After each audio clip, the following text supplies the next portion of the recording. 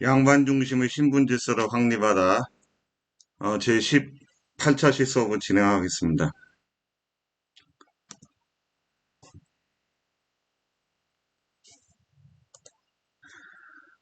조선시대 신분제의 특징과 신분에 따른 생활 모습을 비교할 수 있다. 사림을 중심으로 한 향촌사회의 특징과 변화를 설명할 수 있다가 학습 목표입니다. 단원의 구조는 조선전기 신분, 양반, 중인, 상민, 천민의 특징을 살펴보고요. 양반 중심은 향촌 지배체제, 양반의 향촌 지배 양식, 양상과 그 서원과 향약의 특징에 대해서 살펴보겠습니다. 교과서 70조 양반 신분제 사회와 상품화폐 경제입니다. 옛 그림에 담긴 양반의 삶. 아래 두 그림 중 왼쪽 그림은 조선 전기 때 그림이죠. 호조 관리들이 동료들과 친목을 다지는 모습을 그린 것이다. 이병, 호용, 예공, 육조 중에서 호조의 관리들의 모습이죠. 여기 다 독상을 하고 있는 혼자서 밥을 먹고 있죠. 그렇죠?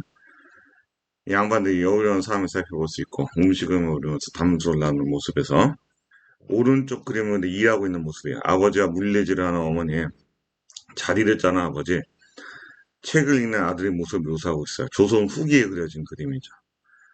그래서 이건 왼쪽은 전기 양반들의 모습, 오른쪽은 후기에 몰락 양반의 가족 모습을 보이고 있는 거예요. 왜 이 사람이 양반이라는 걸 알 수 있냐면 망건을 쓰고 있는 거에서 이 몰락 양반으로서 추정할 수가 있다는 거죠. 양반들이 쓰는 이제 망건입니다. 그래서 조선 후기에는 왜 양반이면서도 노동하여 생계를 잇는 사람이 생길까? 이 질문에 대한 답은 조선 후기 양반 신분제 변동 과정 속에서 일부 양반들이 권력을 독점한 반면 오랫동안 관직에 나아가지 못하고 향반이나 향촌 사회에서나 자신의 고향에서나 영향력을 미치는 양반을 향반이라고 하고요. 향반보다 더 못한 양반이 완전히 몰락한 양반들이에요. 가세가 기운 양반들. 그래서 이 몰락 양반들은 잔반이라고 그랬어요. 이 잔반들이 생겨났다. 이제 농민과 크게 다를 바가 없어 생계를 위해서 그 노동에 종사하거나 심지어 소작인이 되기도 할 정도로 생계에 종사할 수밖에 없는 상황이었죠. 그래서 무엇을 배울까? 이익 정약용, 홍대용, 박제가 바로 다 실학자들이에요. 그 다음에 최재훈은 동학을 창시한 인물이고요. 그럼 대표적인 농민봉기는 홍경래의 난, 그리고 그 50년 후에 일어난 세도 정치에 저항한 임술농민봉기. 홍경래의 난도 세도 정치 때 일어난 거죠. 평안도 가산에서 일어났고 임술농민봉기는 경상도 진주. 제도는 양천제, 반상제, 모내기법, 공명첩, 도결, 삼정이정청. 이 대단원, 육단원, 양반 신분제 사회야 상품화폐 경제 부분에서 나올 내용입니다. 그래서 양반 중심을 신분질서로 확립하라. 교과서 71쪽입니다. 오른쪽에 나와 있는 승경도 놀이판은 조선시대 때 관직 이름을 적은 놀이판입니다. 그래서 유등을 던져서 지금 일종의 보드게임인데요. 유등을 던져서 누가 먼저 높은 관직에 올라가지고 빠져나가는지를 최종점을 빠져나가는지를 겨루고 주로 양반가 아이들이 즐겼고 이 게임을 하면서 관직 체계를 쉽게 암기할 수 있도록 이렇게 고안된 놀이가 바로 이 승경도 놀이였다는 거예요. 관직의 이름이 익히는 놀이였죠. 그만큼 이제 관직이 중요시했다는 거예요. 조선시대 때. 관직에 진출하는 관료들을 바로 양반이라 불렀던 거죠. 그럼 이 조선전기 신분질서 특징은 무엇일까요? 살펴봅시다. 조선시대에는 양천제를 복제화했다. 양인과 천인으로 신분을 나눈 거예요. 신분상 자유로운 양인과 자유롭지 못한 비자유민인 천민으로 나눈 거죠. 사회 구성원은 또 양인과 천인으로 나누고 문반과 또 문반 관료와 무반 관료로 아울러 부르는 명칭 양반이 점차 하나의 신분으로 부러지고 양반 관료를 보좌하던 기술관과 향리 등의 별도의 신분 계층인 중인으로 이렇게 자리 잡습니다. 양반의 지위가 높아지면서 피지배층인 상민과 양반을 엄격히 구분하는 반상제가 일반화됐죠. 반은 중인을 제외한 양반만 의미하며 상은 평민뿐만 아니라 노비까지도 포함되는 광범위한 개념입니다. 그래서 실제로 정리된 사신분제에서 반상제가 일반화되었다. 한 거 아시겠죠? 양반은 주요 관직을 차지하고 국역을 면제받는, 역을 면제받는 특권을 누렸다. 경제적으로 많은 토지와 노비를 소유하고 관직에 복무하는 대가로 과전과 녹봉을 받아 풍요로운 생활을 했던 거죠. 중인은 관청의 서리와 향리 등 하급 관리와 역관, 의원 등을 이끌었다. 통역관, 의사, 그리고 이 하급 공무원들이죠. 이들은 기술이나 행정 실무 능력의 전문성으로 직역이 세습됐고요. 같은 신분끼리 혼인했습니다. 양반의 처백에서 태어난 서얼계층도 중인에 포함됩니다. 문과에 응시할 수 없었고 중인과 같은 신분으로 대우를 받았다. 그 다음에 상민, 농민 수공업자 상인이 여기에 해당이 되죠. 상민의 대부분은 농민으로 조세, 공납, 역의 부담을 졌고 이들은 법제상 과거를 볼 수 있었지만 실제로 과거를 보는 것은 쉽지 않았죠. 수공업자는 대부분 관청에 소속되어 필요한 물품을 생산했고요. 상인은 정부의 허가를 받아 상거래 활동을 했습니다. 한편 양인 중에서 수군, 역졸 등 천한 일을 담당하는 계층을 신부는 양인인데 역은 천하다고 해서 신량역천 계층이라고 합니다. 여기서 유의하실 것은 신량역천 계층은 천민이 아니에요. 바로 상민에 포함되는 양인에 포함되는 계층이다. 이걸 주의하셔야 되겠어요. 최하층 신분인 천민은 대부분이 노비였죠. 그 외에 이제 도축업자인 백정, 광대, 무당 여기에 천민에 속했다. 이제서 노비는 재산으로 취급돼서 매매 상속의 대상이 됐고 부모 중 한쪽이 노비일 경우에는 그 자녀도 노비가 됐어요. 노비 신분을 따라갔어요. 노비는 공노비와 사노비가 있었다. 공노비는 이제 국가기관 소속의 노비고요. 사노비는 개인 소유의 노비죠. 이 중에 사노비 중에 주인과 같이 살지 않고 떨어져 사는 노비를 외거노비라고 하죠. 외거노비들은 재산을 가질 수 있었기 때문에 일반 상민 중에서 소작을 하는 일반 농민과 경제적 처지가 비슷했던 거죠. 그 오른쪽 그림이 김득신의 노상아련도 길을 가던 남녀가 말을 타고 지나간 양반을 향해 90도 인사하고 있네요. 7표. 양반이죠. 그러면 이분들은 상민들이 되겠죠. 그래서 반상의 계급 질서를 엿볼 수 있는 그림이 노상아련도입니다. 그래서 이제 내용 정리를 보시면 여러분들 학습지에 있는 내용 정리하고 동일한 부분입니다. 이렇게 나뉘어진다. 그 다음에 교과서 72쪽입니다. 양반 중심의 향촌 지배체제 확립. 15세기 중반 이후 지방에서는 유력 양반은 사족이라 그랬어요. 힘이 있는 양반. 중심되어 향촌 사회를 운영했다. 사족들은 유향소를 만들어 수령을 보좌하고 백성을 교화를 했어요. 이들은 향회를 열어서 결속을 다지면서 이들이 누구야? 사족들이야. 향촌에서 영향력을 행사했습니다. 정부는 이 유향소를 활용해 향촌의 자치를 부분적으로 인정을 했죠. 향촌 자치를. 반대로 반역을 막기 위해서 한성에 경제소를 설치해서 유향소를 감시 통제했어요. 이게 조선의 향촌 지배 시스템이었죠. 16세기 들어서 사림의 정책 진출이 활발해지자 각 지방에 서원이 생겼고 향약이 보급됐어요. 사족들은 서원을 중심으로 학문적 기반을 마련해 자신들의 권위를 강화했고요. 향촌 주민의 자치 규약, 향촌 주민들이 지켜야 될 규범입니다. 이건 향약을 운영해서 향촌의 질서를 유지하고 농민을 교화했어요. 태기 이황이 만든 예안향약이 왼쪽에 보이죠. 이 도덕적으로 이 규범을 어긴 자들은 극벌에 처한다고 나와요. 극벌. 거의 사형에 해당되는 벌이죠. 그러니까 당시 이제 조선시대 때 국가기관만 이제 범죄자들을 처벌하는 게 아니라 도덕적인 룰을 어긴 이제 이런 뭐 경범죄를 포함한 모든 범죄를 일반적으로 유교적 윤리에 반하는 이런 행동을 하면 이 향약에 육각해서 처벌을 할 수 있었어요. 어디서? 향촌 공동체에서 누가? 이 서원과 향약을 운영했던 이 사족들이야. 사림들이 그랬던 겁니다.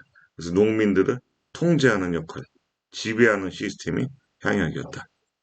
서원과 향약의 확대로 결국 향촌에서 여돈을 주도하는 사림의 리더를 바로 살림이라는 사람들이 형성이 됐고 살림의 대표적인 인물이 송시열이었죠. 사족에 의한 향촌 지배체제가 더욱 견고해졌다. 한편 사족들은 집안에 가묘를 세워서 제사를 지내고 그 다음에 자기 성씨들의 그 족보를 편찬을 했어요. 다른 종족보다 우월성이 우리 족보에는 이런 고위 관직을 배출한 분들이 유명한 분들이 많고 훌륭한 사람들이 많다. 다른 성씨보다 더 위대하다. 그래서 타 성씨보다 우월함을 강조하기 위해서 이제 만든 거죠. 이들은 주자간의 보급에 힘써서 향촌에 성리학적 윤리를 확산했죠. 주자간에는 관례, 혼례, 상례, 제례, 관원상제 이법을 정리한 중국 남송의 주의가 저기 만든 저서죠. 이게 우리 성리학 확산에 크게 영향을 준 저서입니다. 이걸 통해서 성리학적 도덕 규범을 강조를 했던 거예요. 그래서 이제 내용 정리를 보시면 이렇게 양반 중심의 향천지교 체제. 그렇습니다. 교과서 72쪽을 보시면요.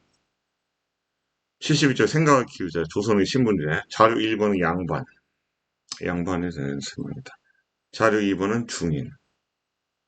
중인들은 벼슬길이 막혔다. 뭐 서울들은 벼슬길이 막혔다. 뭐 이렇게 얘기 나오고 있죠. 그 다음에 상민. 농공, 상공. 세금을 내고 있다. 공인가상에는 이제 세가 없었던 뭐 이렇게. 천민. 천민 보니까 이렇게 돈으로 거래되고 있죠. 저와는 조선시대 때 유통됐던 종이 지폐입니다. 지폐인데 16세 이상 50세 이하의 노비 한 명은 저와 4천정, 15세 이하여 또는 나이가 많은 51세 이상은 3천정.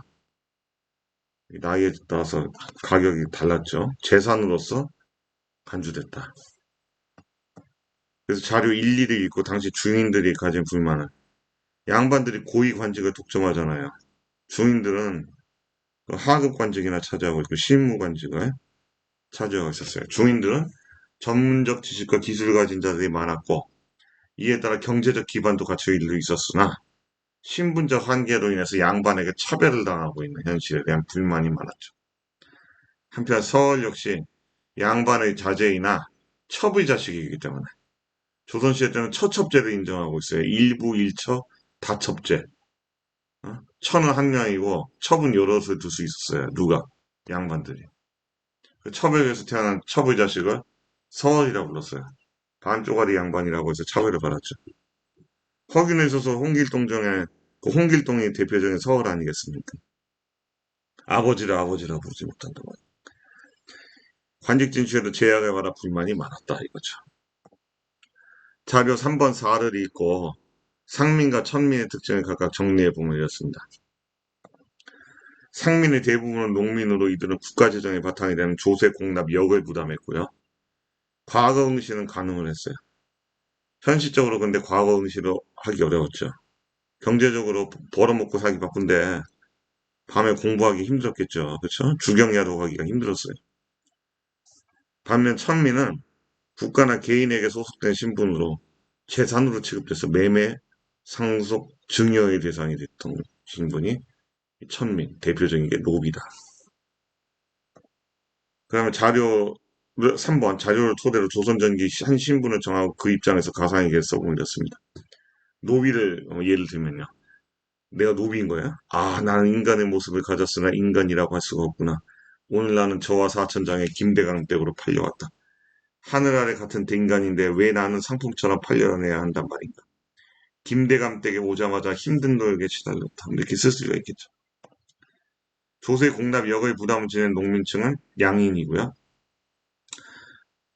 그 다음에 조선시대 신분 중 이 중인은 서리, 향리, 기술관 등이 포함됐고 기술이나 행정실무능력이 뛰어나 직역이 세습되었다. 3-1번 조선시대 때는 양천제를 법제화해 사회 구성원은 양인과 천인으로 나눴다. 맞죠? 사족들은 향촌 주민의 자치규약인 향회가 아니라 향약이 되겠죠. 향약을 운영했다. 그래서 틀리게 되는 거죠. 그럼 여러분들 26차 시를 보겠습니다. 26차 시 인조 때 풍용에 관계없이 토지 한 결당 쌀 4에서 6도를 전세로 거둔 법은 영전법이 되겠죠. 순조가 즉위하자 왕씨가 혼인관계를 맺은 일부 가문이 정권을 장악하는 정치 형태를 세도 정치라고 할 수 있죠. 그 다음 1번에 들어갈 계층은 바로 뭐 누가 되겠어? 양반이 되겠고요. 2번은 중인 계층이 되겠죠. 그 다음 자료학습 1번에는 양천제가 되겠습니다. 양천제.